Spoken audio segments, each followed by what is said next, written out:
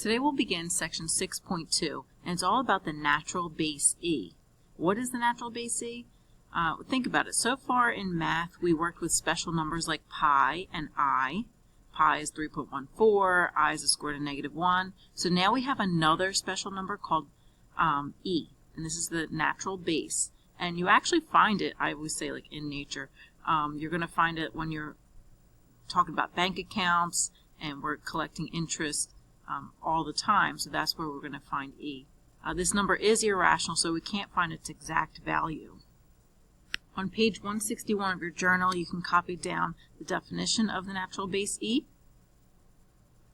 Here you can see in your core concepts that E is irrational, and it gives you an approximation of E, which is about 2.718 and so on.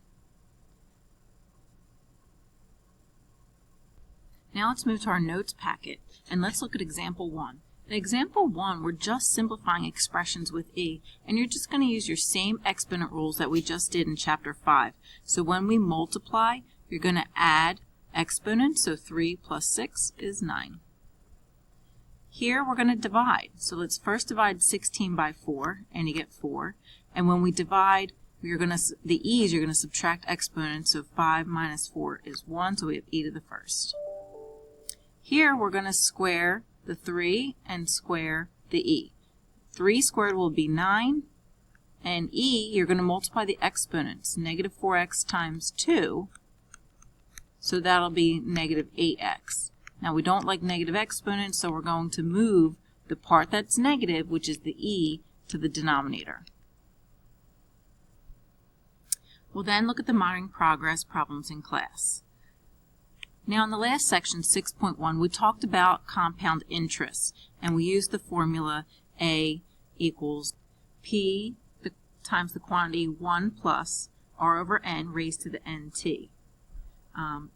Here, the N was the number of times we would compound. So if we compounded monthly, we use N as 12. If we did daily, N is 365. Well, if you compound continuously, you're going to use this new formula, A equals P times E raised to the RT. I like to say A equals PERT. So let's use this to complete example 3. So you can see in example 3, we have our bank account and your friend's bank account. Here's the formula for our bank account, and you can see it's in the formula for compound continuously. A equals PE raised to the RT. So P is the principal, the amount of money we start off with. And in our bank account, we start out with $4,500. In our friend's bank account, you can see our starting value is right here at $4,000. Therefore, the greater starting amount of money is our account. We start out with $4,500. So we have the greater principal, my account. Now let's figure out who will have more money after 10 years.